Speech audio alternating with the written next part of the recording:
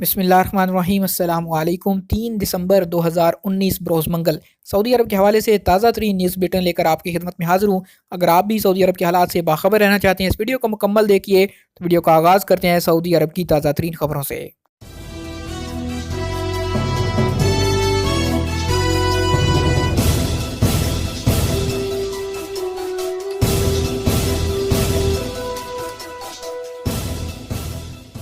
چھوٹے مؤسسوں کو کارکنوں کی فیس معافی۔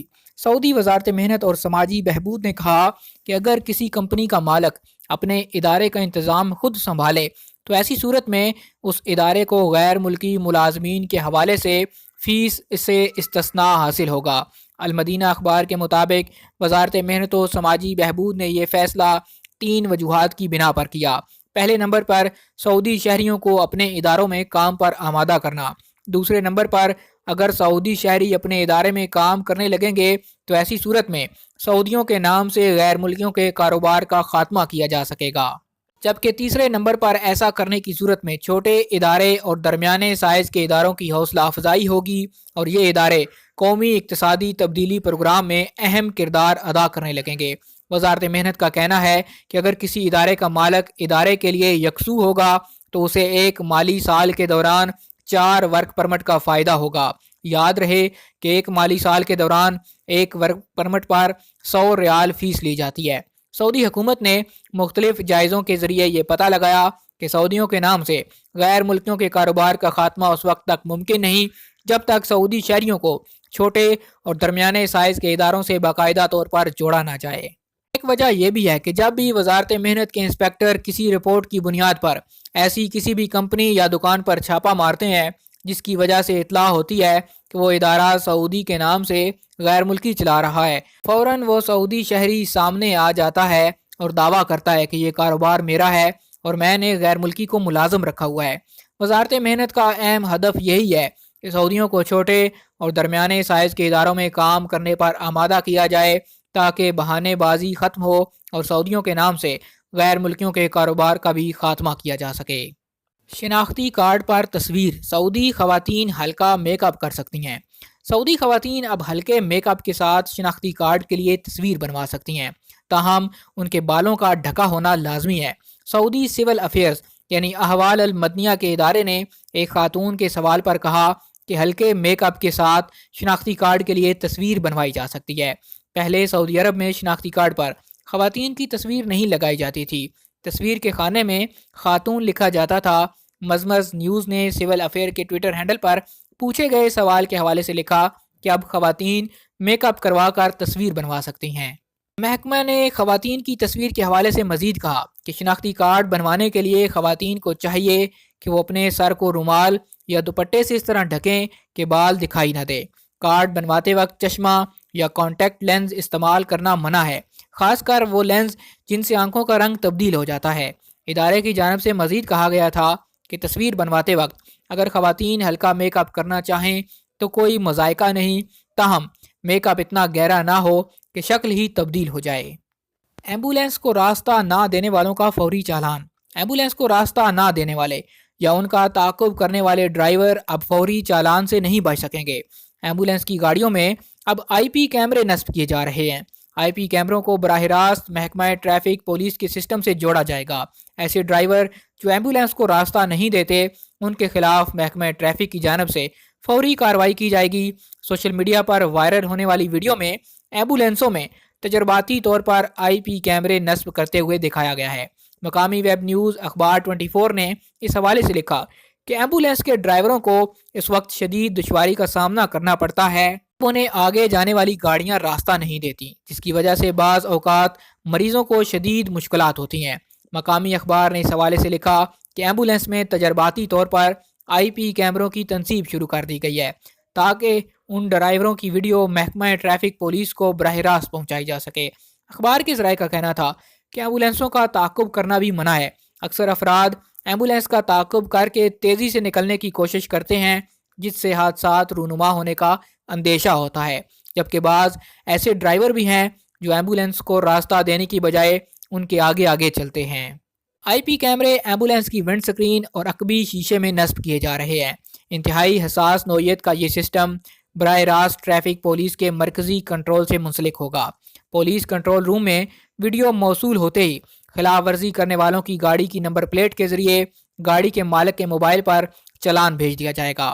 ذرائع کا کہنا ہے ایمبولینسوں میں نصب کیے جانے والے کیمروں سے خلاف ورزی ریکارڈ کرنے کے 5 سے 7 سیکنڈ کے اندر گاڑی کے مالک کو چلان کی اطلاع موصول ہو جائے گی۔ واضح رہے، محکمہ ٹریفک قانون کے مطابق ایمبولینس کو راستہ نہ دینا یا اس کا پیچھا کرنا ٹریفک خلاف ورزی شمار کی جاتی ہے، جس پر 900 ریال تک کا چلان کیا جا سکتا ہے۔ کسٹم اہلکاروں پر حملہ سخت سزا ہوگی۔ ڈیوٹی کے دوران محکمہ کسٹم کے اہلکاروں پر حملہ یا غصہ کرنا اب مہنگا پڑے گا۔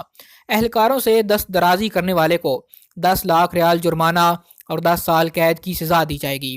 سعودی محکمہ کسٹم نے خبردار کیا کہ جو بھی کسٹم اہلکار سے الجھے گا، بد کلامی کرے گا، اس کے خلاف قانونی چارہ جوئی کی جائے گی۔ دست درازی کرنے والوں پر 10 لاکھ جرمانہ یا 10 سال کی قید ہوگی۔ کسٹم ذرائع کا کہنا ہے کہ واقعے کی سنگینی کو دیکھتے ہوئے قید اور جرمانے کی دونوں سزائیں بیک وقت بھی دی جا سکتی ہیں۔ مقامی ویب نیوز نے بتایا کہ سعودی محکمہ کسٹم کی جانب سے ٹویٹر اکاؤنٹ پر فراہم کی جانے والی وارننگ کے حوالے میں یہ بتایا گیا ہے کہ سعودی عرب میں کسی بھی کسٹم چیک پوسٹ پر متعین اہلکار سے زیادتی کرنے والے کے خلاف سخت قانونی کارروائی عمل میں لائی جائے گی۔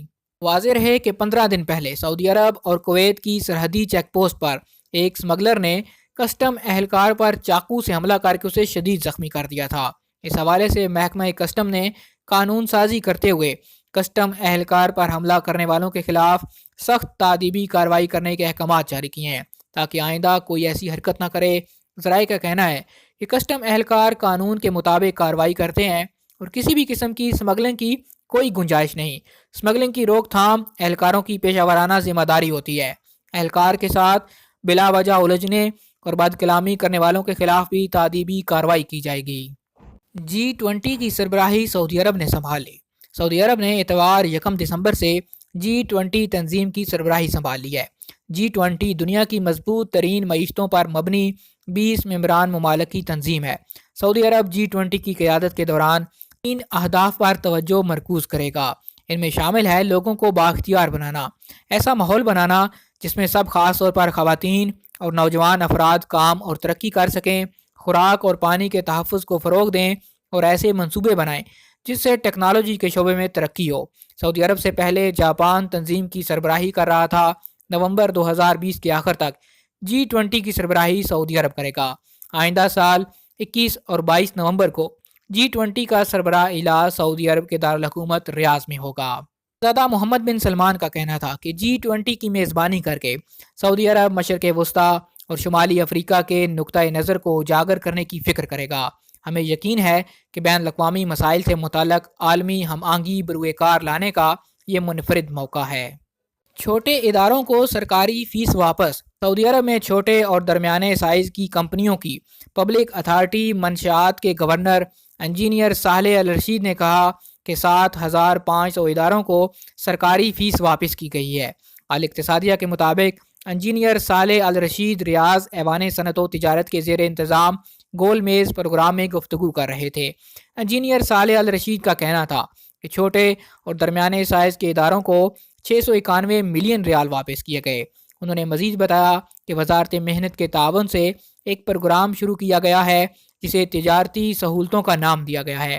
اس کے تحت چھوٹے اور درمیانے سائز کے ان اداروں کے ایسے مالکان جو اپنے اداروں میں خود کام کر رہے ہیں کو فوری ویزے جاری کیے گئے۔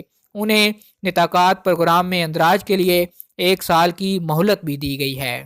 ملازمین کے جھگڑے آن لائن نمٹائے جائیں گے۔ سعودی عرب میں کفیل اور کارکن کے تنازعات مصالحت کے ذریعے ختم کرانے کے لیے ودا کے عنوان سے آن لائن سسٹم کا افتتاح کر دیا گیا۔ سعودی عرب میں گورنر مشرقی ریجن شہزادہ سعود بن نائف نے پروگرام کا افتتاح اپنے علاقے سے کیا۔ مشرقی ریجن میں تجربہ کامیاب ہونے پر اسے سعودی عرب کے تمام علاقوں میں نافذ کیا جائے گا۔ ودا کے عنوان سے اسپیشل ویب شروع کی گئی۔ اس کی مدد سے جھگڑے طے کرنے کے لیے آن لائن اجلاس ہوں گے۔ ملازمین کے جھگڑے جلد نمٹائے جا سکیں گے۔ سعودی حکومت ویژن 2030 کے تحت سعودی شہریوں اور مقیم غیر ملکیوں کو جدید ٹیکنالوجی کی مدد سے مختلف سہولتیں فراہم کر رہی ہے۔ مصالحت کے ذریعے تنازعات نمٹانا اس میں سے ایک ہے۔ گورنر مشرقی ریجن نے اس موقع پر وزارت محنت کے عہدیداروں سے کہا اس نظام کو مزید آسان اور فعال بنایا جائے۔ وکیلوں اور کارکنوں سے بھی اس کے بارے میں رائے لیں۔ غیر ملکی کارکنوں کو مزید آسانی فراہم کرنے کے لیے زیادہ سے زیادہ زبانوں میں اس پروگرام تک رسائی کا انتظام کریں۔ واضح رہے کہ کفیل اور کارکن کے درمیان پیدا ہونے والے تنازعات کے حل کے لیے فریقین کو آن لائن مصالحت کا موقع دیا جائے گا۔ آن لائن مصالحت کی قانونی حیثیت ہوگی۔ یہ کام وزارت محنت کی سرپرستی میں انجام دیا جائے گا۔ کوئی بھی ورکر اپنے کفیل کے خلاف شکایت آن لائن درج کرا سکتا ہے۔ سماعت کی تاریخ آن لائن جاری ہوگی۔ اس میں کسی فرد کا کوئی عمل دخل نہیں ہوگا۔ آج تک کے لیے اتنا ہی۔ مزید خبروں اور سعودی عرب کے حوالے سے نیوز اپڈیٹس کے لیے دیکھتے رہیے MGH اسٹوڈیو۔